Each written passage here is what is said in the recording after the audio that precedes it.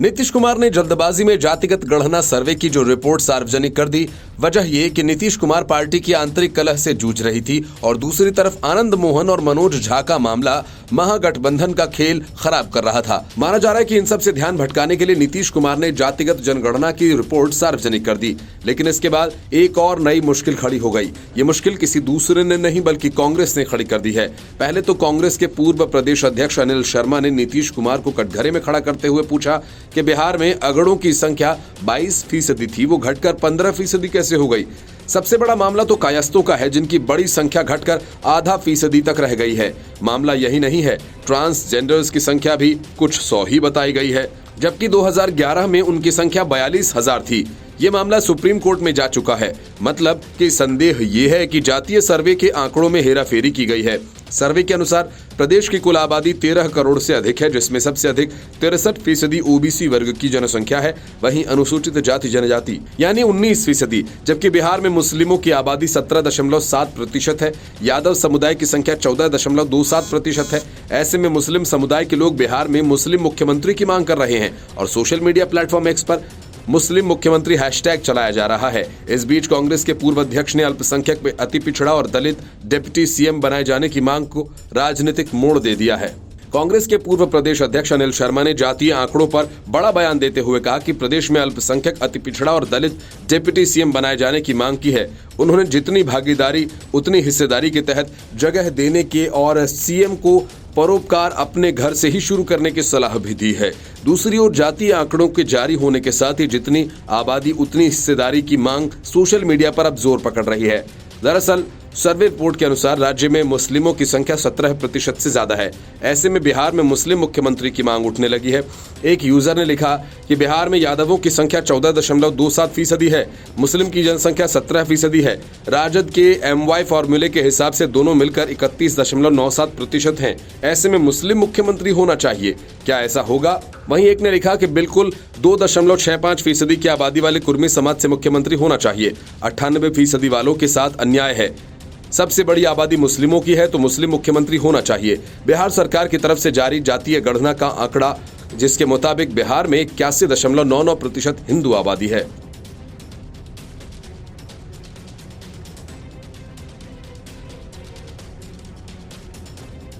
नीतीश कुमार के कास्ट सर्वे के आंकड़े काफी चौंकाने वाले हैं और इस सर्वे के आंकड़े बताते हैं कि 2011 की तुलना में बिहार में हिंदुओं की संख्या कम हो गई है। सिर्फ हिंदू ही नहीं बल्कि बौद्ध, सिख, ईसाई, जैन धर्म के मानने वालों की भी संख्या में बड़ी गिरावट दर्ज की गई है। आबादी अगर बढ़ी है तो सिर्फ मुसलमानों की। 2011 में आखिरी बार जनगणना हुई थी और उस रिपोर्ट पर और ताज़ा रिपोर्ट के आंकड़ों पर नजर डालें तो हिंदुओं और मुसलमानों की संख्या में मामूली सा फर्क आया है। रिपोर्ट के आंकड़ों के मुताबिक जहां हिंदुओं की आबादी में मामूली सी कमी आई है तो वहीं मुसलमानों की संख्या में मामूली सी बढ़ोतरी। 2011 से 2023 के बीच हिंदुओं की संख्या 0.8% कम हुई है और 0.8% मुसलमानों की संख्या बिहार में बढ़ी है। रिपोर्ट के मुताबिक आंकड़ों की माने तो मुसलमानों की आबादी तुलनात्मक रूप से 11 सालों में बढ़ी है। जाहिर है कि मुसलमानों की इस बढ़ी संख्या में अवैध बांग्लादेशी और रोहिंग्या भी शामिल हैं, जिसकी वजह से सीमावर्ती जिलों में डेमोग्राफी बड़ा बदलाव ले रही है। 2011 की जनगणना के मुताबिक बिहार में हिंदुओं की संख्या 82.7% थी, जबकि 2023 में ये संख्या 81.9% है। दोनों रिपोर्ट्स का ये अंतर 0.8% है।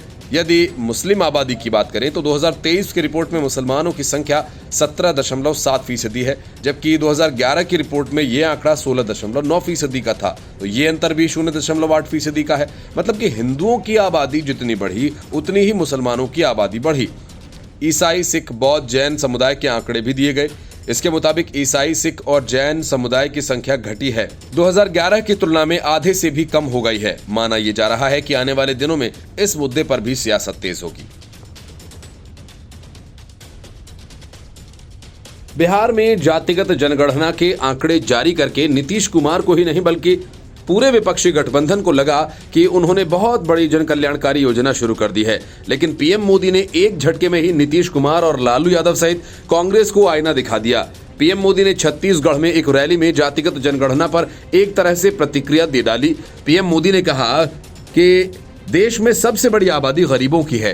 पीएम मोदी ने पूर्व प्रधानमंत्री मनमोहन सिंह की बात को याद दिलाते हुए कांग्रेस को लपेटे में लिया और पूछा कि क्या कांग्रेस अब मुसलमानों का हक कम करना चाहती है, और यदि आबादी से हक तय होगा तो सबसे बड़ी आबादी हिंदुओं की है, तो क्या हिंदू आगे बढ़कर अपने सारे हक ले लें। बिहार में जातिगत जनगणना जारी होने के एक दिन बाद पीएम मोदी ने प्रतिक्रिया दी। हालांकि उन्होंने बिहार का नाम नहीं लिया, बल्कि कांग्रेस के बहाने ये बात कही। कांग्रेस नेता राहुल गांधी भी पिछले कुछ दिनों से जातिगत जनगणना की मांग जोर शोर से कर रहे हैं। पीएम मोदी ने कहा कि कल से कांग्रेस ने अलग राग अलापना शुरू कर दिया है।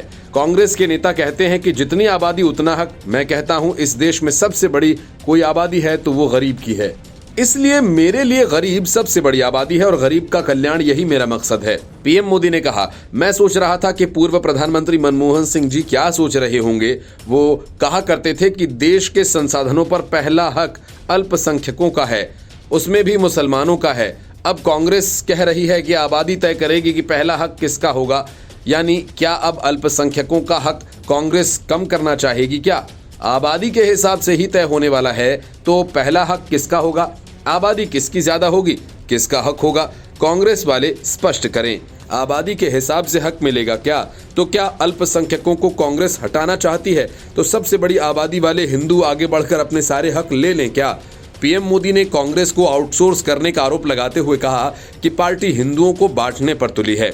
उन्होंने कहा कि मैं पिछले काफी समय से कह रहा हूं कि आज फिर दोहराता हूं कि कांग्रेस पार्टी को अब कांग्रेस के लोग नहीं चला रहे। कांग्रेस के बड़े बड़े नेता मुंह पर ताला लगा कर बैठे हैं, न कुछ पूछा जाता है, न कुछ बोलने की हिम्मत करते हैं। कांग्रेस को आउटसोर्स कर दिया गया है।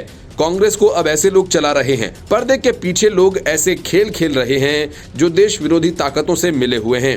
कांग्रेस किसी भी कीमत पर देश के हिंदुओं को बांटकर भारत को तबाह कर देना चाहती है। कांग्रेस गरीबों को बांटना चाहती है। पीएम मोदी ने कहा कि गरीब ही सबसे बड़ी जाति है। उन्होंने कहा कि कांग्रेस और सहयोगियों की नई साजिश से हमें सतर्क रहना चाहिए। अगर हक की बात करनी है तो मैं कहूंगा देश के संसाधनों पर पहला हक भारत के गरीब का है। गरीब चाहे वह दलित हो, गरीब चाहे वह पिछड़ा हो, गरीब चाहे वह सामान्य वर्ग से हो, मेरे लिए सबसे बड़ी जाति गरीब है। हमें गरीब का जीवन बदलना है। कांग्रेस लोगों में बैर भाव बढ़ाना चाहती है। कांग्रेस के दशकों के शासन ने इस देश को सिर्फ गरीबी दी है। कांग्रेस ने देश को जाति के नाम पर बांटा, आज भी इसी काम में वो जुटी हुई है।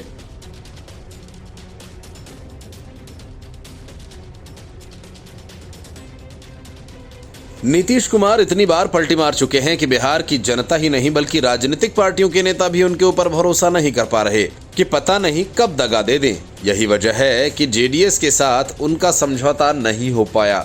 असल में नीतीश कुमार कांग्रेस के साथ मजबूरी में टिके हुए हैं, नहीं तो उनके इरादे कुछ और थे, लेकिन अपनी विश्वसनीयता इतनी खो चुके हैं कि उनकी बात मानने को कोई तैयार नहीं हुआ। नतीजा ये कि अब वे कांग्रेस के पीछे पीछे चक्कर काट रहे हैं। असल में नीतीश कुमार जनता फ्रीडम फ्रंट बनाना चाहते थे। इसके लिए उन्होंने एचडी देवेगौड़ा से बात भी की, लेकिन नीतीश कुमार की पलटीमार सियासत की वजह से देवेगौड़ा उनका भरोसा नहीं कर पाए। नीतीश कुमार की सियासी प्लानिंग की पोल खोलते हुए देवेगौड़ा ने कहा कि 4 महीने पहले जेडीयू नेता नीतीश कुमार ने उन्हें अपने साथ आने का ऑफर दिया था। जनता दल सेक्युलर के मुखिया देवेगौड़ा ने कहा कि नीतीश कुमार जनता दल के पूर्व समूहों को मिलाकर जनता फ्रीडम फ्रंट बनाना चाहते थे और इसके लिए उन्हें ऑफर भी दिया गया था। पूर्व प्रधानमंत्री देवेगौड़ा ने कहा कि उन्होंने कांग्रेस से मिले धोखे को याद दिलाते हुए जनता दल यूनाइटेड के साथ जाने से इनकार कर दिया। देवेगौड़ा ने कहा कि उन्होंने नीतीश कुमार के प्रतिनिधिमंडल से कहा कि वह 91 साल के हो गए हैं और उन्हें किसी भी राष्ट्रीय पद की महत्वाकांक्षा नहीं है। विपक्षी गठबंधन में शामिल नीतीश कुमार और कांग्रेस को लेकर देवेगौड़ा का बयान सुर्खियों में है। उन्होंने कहा कि करीब 4 महीने पहले नीतीश कुमार ने अपनी पार्टी के अध्यक्ष और अन्य सीनियर नेताओं को मुझे मनाने के लिए भेजा था, लेकिन मैं सहमत नहीं हुआ। मैंने उन्हें कहा, मैंने कांग्रेस का धोखा देखा है, अगर आप आगे बढ़ना चाहते हैं तो अन्य दलों से संपर्क कर सकते हैं। देवेगौड़ा ने कहा कि कांग्रेस सोचती है कि कर्नाटक से जेडीएस को खत्म कर देंगे। सूबे के मुख्यमंत्री सिद्धरमैया को लेकर उन्होंने कहा कि उन्हें मैं राजनीति में लेकर आया था, लेकिन आज वे कहते हैं कि अगर जेडीएस विपक्षी गठबंधन में आती है तो उससे बाहर हो जाएंगे। 2018 में जेडीएस और कांग्रेस ने मिलकर कर्नाटक में सरकार बनाई थी, लेकिन गठबंधन ज़्यादा दिन नहीं चल पाया। इस बार जेडीएस ने 2024 के लोकसभा चुनाव लड़ने के लिए बीजेपी के साथ गठबंधन किया है।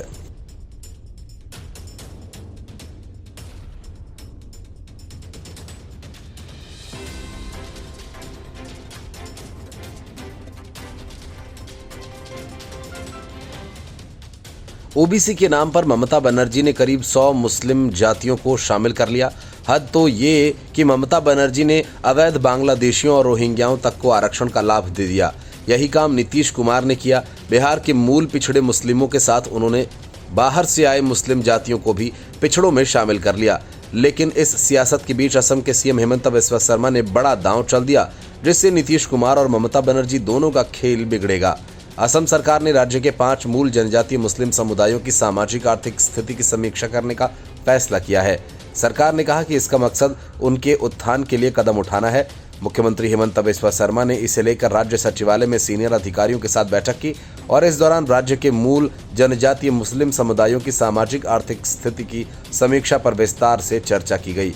मुख्यमंत्री कार्यालय ने सोशल मीडिया मंच एक्स पर लिखा कि मुख्यमंत्री हेमंत बिस्वा शर्मा ने अधिकारियों के असम के मूल जनजातीय मुस्लिम समुदायों की सामाजिक आर्थिक स्थिति की समीक्षा करने का निर्देश दिया। जनता भवन में एक बैठक के दौरान ये फैसला लिया गया। राज्य के मूल जनजातीय मुस्लिम समुदायों में गोरिया, मोरिया, देशी, सैयद और जोल्हा भी शामिल हैं। इसमें कहा गया कि इस समीक्षा के नतीजे मूल जनजातीय अल्पसंख्यकों के व्यापक सामाजिक, राजनीतिक और शैक्षणिक उत्थान को लेकर कदम उठाने के लिए राज्य सरकार का मार्गदर्शन करेंगे। इसके पहले भाजपा के फायर ब्रांड नेता हेमंता ने कहा कि हमारी पार्टी को आने वाले 10 साल तक 4 नदी के रेतीले क्षेत्रों में मियां लोगों के वोटों की जरूरत नहीं। उन्होंने कहा कि जब तक मुस्लिम बाल विवाह जैसी प्रथाओं को छोड़कर खुद में सुधार नहीं लाते, तब तक हमें उनके वोटों की जरूरत नहीं है। हालांकि सीएम ने यह भी कहा कि मियां लोग उनका और प्रधानमंत्री नरेंद्र मोदी के साथ बीजेपी का समर्थन करते हैं। उन्होंने कहा कि वे उन्हें वोट दिए बिना भाजपा के पक्ष में नारे लगाना जारी रख सकते हैं। असम सरकार ने मुस्लिम समुदायों की सामाजिक आर्थिक स्थिति की समीक्षा का कदम ऐसे समय में उठाया जब बिहार में नीतीश कुमार सरकार ने जाति आधारित गणना के आंकड़े जारी किए। इसे लेकर देश भर में राजनीतिक गरमाई हुई है। जाति जनगणना में खुलासा हुआ कि राज्य की कुल आबादी में अन्य पिछड़ा वर्ग, ओबीसी और अत्यंत पिछड़ा वर्ग की हिस्सेदारी 63% है।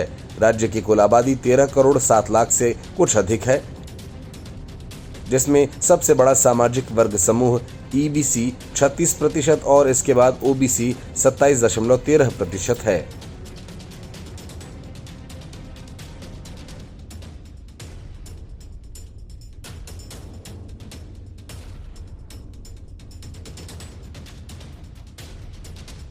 खालिस्तानी आतंकियों और आईएसआईएस का अड्डा बन चुके कनाडा को भारत ने तगड़ा सबक सिखाया।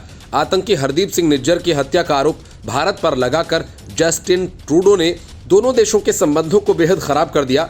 अब भारत ने बड़ी कार्रवाई करते हुए कनाडा से कहा है कि वे भारत में रह रहे अपने 40 राजनयिकों को वापस बुला ले। इसके लिए भारत ने 10 अक्टूबर की समय सीमा भी तय कर दी है।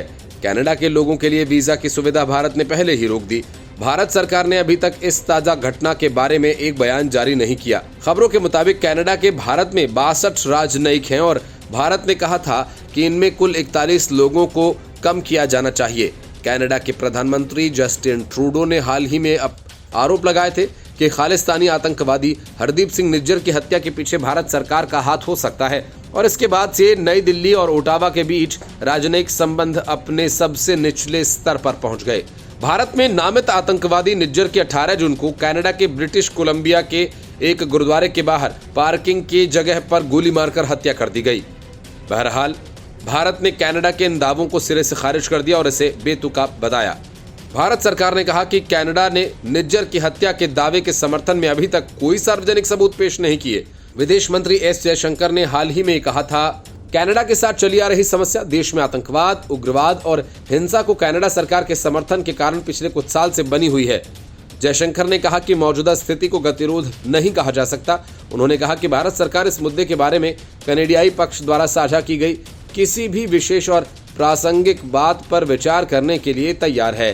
कनाडा के पीएम जस्टिन ट्रूडो ने कनेडियाई संसद में एक बहस के दौरान आरोप लगाया कि कनाडा के राष्ट्रीय सुरक्षा अधिकारियों के पास ये मानने के कारण है कि भारत सरकार के एजेंट्स ने निज्जर की हत्या को अंजाम दिया, जो सरे के गुरु नानक सिख गुरुद्वारा का अध्यक्ष भी था।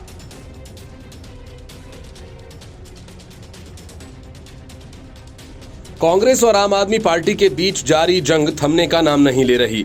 बावजूद इसके अरविंद केजरीवाल इस बात की उम्मीद लगाए बैठे हैं कि कांग्रेस के साथ उनका गठबंधन हो जाए। लेकिन पंजाब के नेता विपक्ष प्रताप सिंह बाजवा ने कहा कि केजरीवाल के साथ गठबंधन कांग्रेस के लिए डेथ वारंट पर हस्ताक्षर करने जैसा होगा। उन्होंने कहा कि हम कांग्रेस को ध्वस्त नहीं करना चाहते हैं। उनका ये कड़ा रुख पंजाब में विपक्षी गठबंधन के साझेदारों के बीच गठबंधन की किसी भी उम्मीद को खत्म करता दिखा रहा है। दरअसल दोनों पक्षों के बीच इतनी कड़वाहट है कि बाजवा ने यहां तक कह दिया कांग्रेस जल्द ही भगवंत मान सरकार को गिरा देगी। बाजवा ने कहा कि अगर हमें पंजाब में लोकसभा चुनाव में 10 से 11 सीटें मिलती हैं तो हम आम आदमी पार्टी की सरकार गिरा सकते हैं। उनके कई विधायक हमारे संपर्क में हैं। हमें जब भी मौका मिलेगा हम उन्हें गिरा देंगे। आम आदमी पार्टी के ज्यादातर विधायक आना चाहते हैं और उनके साथ नहीं रहना चाहते, तो मैं क्या कर सकता हूं? एक असफल शादी को कौन बचा सकता है? पंजाब में लोकसभा की 13 सीटें हैं। ड्रग्स के पुराने मामले में कांग्रेस नेता सुखपाल सिंह खैरा की गिरफ्तारी ने पंजाब में आम आदमी पार्टी और कांग्रेस को एक दूसरे के खिलाफ खड़ा कर दिया। प्रताप सिंह बाजवा ने कहा, खैरा के खिलाफ मामला अकाली सरकार में बदले की भावना से दर्ज किया गया, क्योंकि खैरा हमेशा उनके गलत काम को उजागर किया करते थे। 2017 में जब मामला चल रहा था तो भगवंत मान ने खैरा को विधानसभा टिकट क्यों दिया और वो आम आदमी पार्टी में चले गए। एक साल बाद अरविंद केजरीवाल ने खैरा को पंजाब में विपक्ष का नेता बना दिया। मान ने पहले कहा था कि ये मामला राजनीतिक प्रतिशोध का है। इसके अलावा खैरा को पहले ही सुप्रीम कोर्ट से एक तरह से क्लीन चिट मिल चुकी है। कांग्रेस नेता बाजवा ने यह दावा किया कि आम आदमी पार्टी के पास पंजाब में कोई कैडर नहीं है और इसलिए वो कांग्रेस को एक भ्रष्ट पार्टी के रूप में दिखाना चाहती है। हमारे पूर्व मंत्रियों को गिरफ्तार करके वे हमारी लीडरशिप का मनोबल गिराना चाहते हैं और कांग्रेस कार्यकर्ताओं को अपनी पार्टी में लाना चाहते हैं। हमें उनके साथ गठबंधन नहीं करना चाहिए। लोगों ने 18 महीनों में आम आदमी पार्टी का असली चेहरा देखा है। लोगों का मोह भंग हो गया है और वे कांग्रेस में वापस आ रहे हैं। 9-10 सीटें तो कांग्रेस अपने आप जीत सकती है। उन्होंने कहा कि पार्टी ने कांग्रेस के कैडर्स, अपने जिला अध्यक्षों और विधायकों से बात की थी। इनमें से सभी आपके साथ किसी भी गठबंधन के लिए तैयार नहीं थे। बाजवा ने कहा कि जितनी जल्दी मान सरकार जाएगी ये पंजाब के लिए बेहतर होगा। Bureau report, news of India.